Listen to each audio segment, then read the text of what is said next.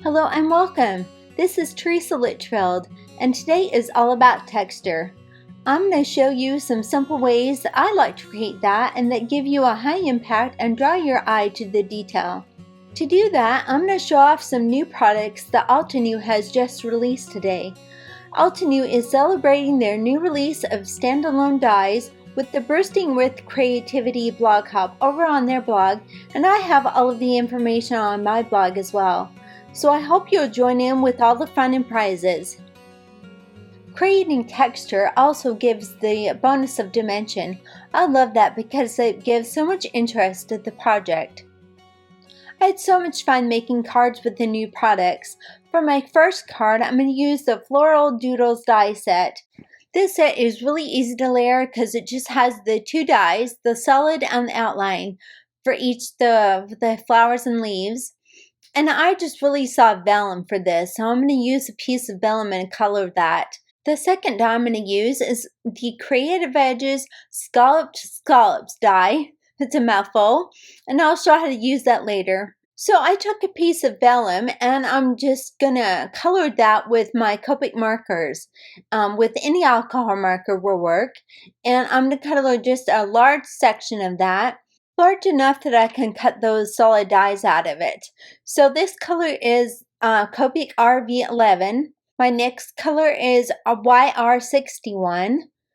And I really just like to use the chisel nib side on these. Just put down a lot of color. And it will dry back on the vellum. For my green, I use YG61 and yellow is YR21. I turn the vellum over so the coloring is on the back side, and then I can put those dies on there and run through the die cut machine. I found a coordinating color of cardstock for the outline dies, and I'll cut those out as well. Altenew came out with a few add-on products for this release, and the adhesive sheets are one of them. It works wonders with these intricate dies, and I didn't get time to use them for the video because I didn't have them yet, but I've since used them and I have to say they're a must. I've cut out all the florals and leaves, and I'm not going to use the stem in this set, but you can see that vellum just really looks like stained glass, and that's what I was trying to achieve. So I'm going to adhere them with the E6000 spray adhesive. Because again, I didn't have those adhesive sheets, which I wish I had. For my sentiment, I'm going to use the Thinking of You from the Dainty Swiss Dot stamp set. And I'm just laying that sentiment down so I can see really where I want to cut the that panel off with the Creative Edges die. With my T-ruler, I'm going to take that solid die from the set. It's that straight die, and it only makes pierced marks in it when you run it through the die cut machine. And I'll take that on so it's straight and run that through the machine. And you want to use this one first. The second one is going to cut the edge. I use press and seal a lot to save my arrangements when I get them just the way I like them. And then I'll take that off and I'll run that through the die cut machine. And you can see it's really got this beautiful pierced edge on it. And now you can line up the scalloped edge one with it, so it's really even. And now I'll tape on this die and run it through the machine and cut that panel off. It really is easier if you use the dies in this order, and it looks a lot nicer. So now I'll place that panel in my MISTI and line up the sentiment again. And just kind of check it with my florals. And then I'll remove that and stamp my sentiment with the black obsidian pigment ink. And I stamp it a couple times for a really crisp impression. For another element of texture on the card, I'm going to use a second panel, and I'm going to use the filling dotty stencil with the embossing paste. And I'll color that with, I started out with blush. Crisp dye ink.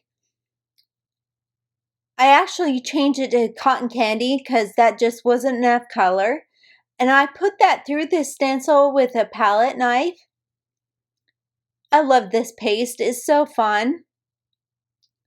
And it really colors up great. And I use my stencil pal to kind of make it even and then peel a stencil off. And I wait about an hour for it to dry. And I just use my fingers to clean off the edges of the paper. While I'm waiting for that to dry, I'll finish the front of my card, and I'll just place the florals on the front just to make sure I like them. I'll use the new Altenew glue pen to glue them down, and I just put the glue behind the cardstock where you can't see it through the vellum. Now that the embossing paste is dry, I can put the two panels together. And I put some foam under that top panel that I cut down with the sculpt die, and then added that to a top folding card base. So the two different elements of texture on this card were the vellum and the embossing paste. I felt like this next card really needed to be a clean and simple card with the dies that were used.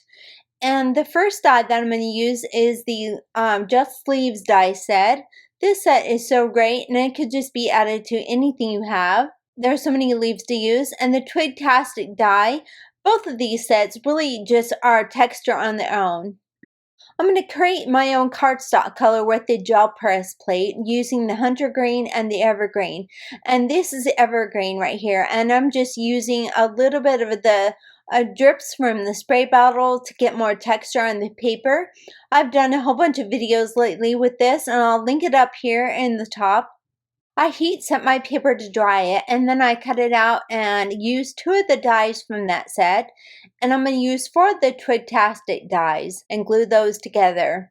I'm going to splatter some color on my front panel using the metallic watercolor pan set, and I'm going to use the World Light and Prasio Light and using a medium watercolor brush from Altenew. My sentiment comes from the Apothecary label stamp set, and I stamped it with the Obsidian pigment ink and embossed it with clear embossing powder. I love that scripted thank you, and that you put the other two sentiments on the side. I cut down that front panel to 4 by 5 1/4, added some fun foam to it, and now I'll add the die cut element. So here's the Twig-tastic that is stacked 4 on top of each other, and the leaves.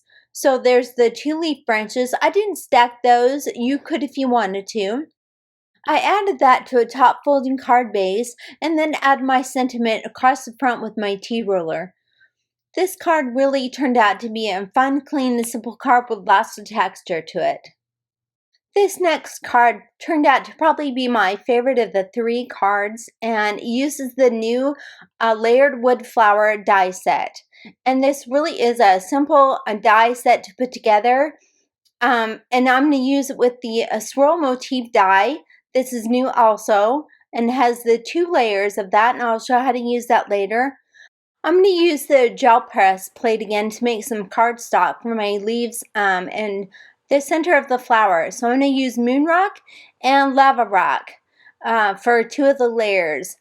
I really wanted a warm gray to kind of go with that green on the leaves, and that worked for the center of the flower also. So you can see I have those 2 colors I made. The green is just cardstock, and the pinks are cardstocks that I had on hand too. So after I cut all the layers out, I'm going to take my Versamark pen and white embossing powder and the platinum embossing powder, and I'm going to apply the platinum to the leaves. So I just run my Versamark pen around the edge of the leaf. I don't use my anti-static powder tool with that. I just kind of let the powder go wherever it wants, and you can really see it just really gives a lot of texture to it. And then for the center of the flower, I use the white embossing powder, and I just apply dots in the center of it so it looks kind of like part of the stamen. And I use my Posca paint pen just to fill in wherever I need to fill in where the embossing powder didn't. I decided to do some ink blending on the background panel underneath that flower, just kind of give a halo look.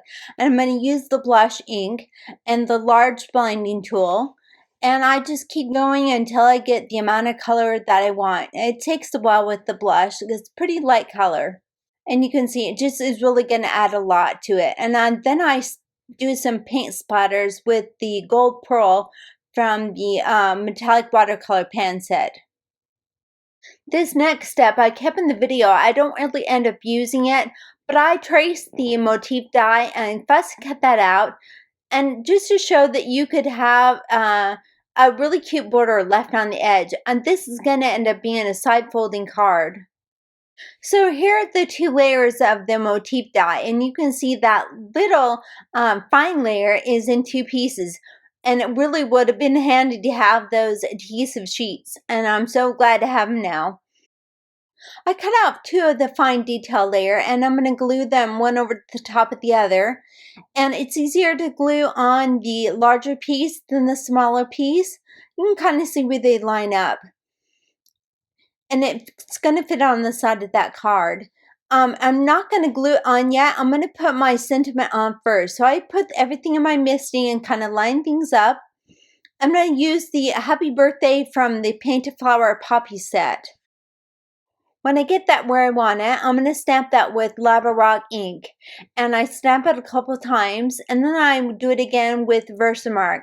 I'm going to heat emboss this with the Crystal Clear Embossing Powder. Now I'll glue the swirl motif die cut onto the side of that using the glue pen. And then I add it onto an A2 size note card. And you can see at this point, that's where I decided not to use that cut edge. I use a combination of foam tape and glue on the back of the flower, and just to give it different heights, and really gives a nice dimension to it. And then I'll take off the press and seal.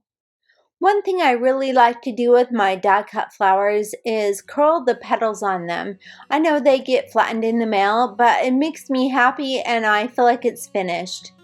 I use my Craft lot to do that with, especially when I have these really intricate little petals on them.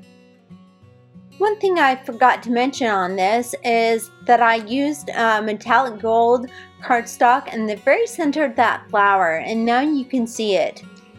I hope I gave you some really good ideas for adding texture to your cards, and some of them might be different than things you've done before. Here's another look at all the cards I made today, and I really enjoyed using all the products from this new release.